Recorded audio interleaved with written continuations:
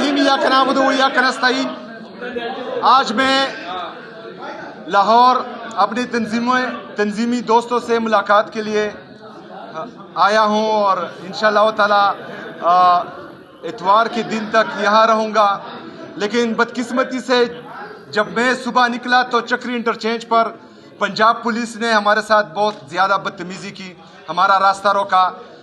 اس کے بعد جو ہے ہمارے کارکنان کو ہراساں کیا گیا، کچھ ہمارے دوستوں کو گرفتار کیا گیا۔ منڈی بہاؤالدین اور سرگودا سے آئے ہوئے ہمارے لیڈرشپ کے ساتھ بدتمیزی کی گئی، ان کو روکا گیا۔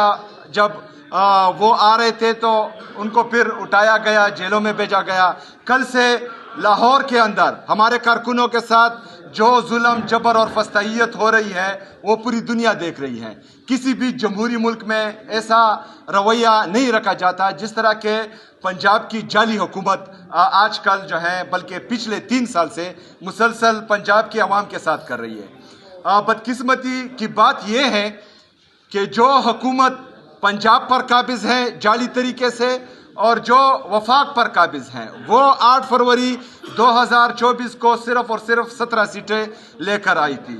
ان کو لایا گیا اس لیے تھا کہ پریس کانفرنس کے ذریعے کہا گیا تھا کہ آج سے اسٹاک ایکسچینج جو ہے وہ اوپر جا رہا ہے، ملک کی اکانومی بہتر ہوگی اور ملک ترقی کرے گا، لیکن وہ تو نہیں ہوا۔ جی ڈی پی گروتھ جو 2022 میں 6.2% پر تھا، آج وہ 2.6 اور 3% کے درمیان ہے۔ جو قرضہ 2022 میں ملک پر 43 ارب روپے تھا وہ 3 سال میں 80,000 ارب روپے تک پہنچ چکا ہے۔ جو ہمارا انڈسٹریل گروتھ ہے، بڑی بڑی جتنی بھی انڈسٹریز ہیں وہ ملک چھوڑ کر جا رہی ہیں، وہ اپنی فیکٹریاں یہاں بند کر رہی ہیں، ہمارا انڈسٹریل گروتھ منفی میں جا رہا ہے۔ جو بندہ بلند و بالا دعوے کر رہا تھا کہ میں پاکستانی عوام کے لیے اپنے کپڑے بیچوں گا، وہ PIA بیچ کر آج بیٹھا ہوا ہے۔ ملک کی یہ حالت ہے کہ پاکستان کا نوجوان 30 لاکھ آلریڈی جا چکا ہے پاکستان چھوڑ کر، باقی 30 لاکھ لوگ نوجوان وہ ملک چھوڑنے کے لیے در بدر کی ٹوکرے کار ہیں۔ اگر آج اعلان ہو کہ پاکستان چھوڑ کر کون سا نوجوان جانا چاہ رہا ہے تو یہاں پر ہر ایمبیسی کے باہر 2 کروڑ کی قطاریں لگی ہوں گی۔ تمام پاکستانی جو ہیں وہ اپنے آپ کو پاکستان میں غیر محفوظ سمجھ رہے ہیں، چاہے وہ جانی لحاظ سے ہو چاہے مالی لحاظ سے ہو، اور ہر نوجوان اپنا مستقبل تاریخ دیکھ رہا ہے۔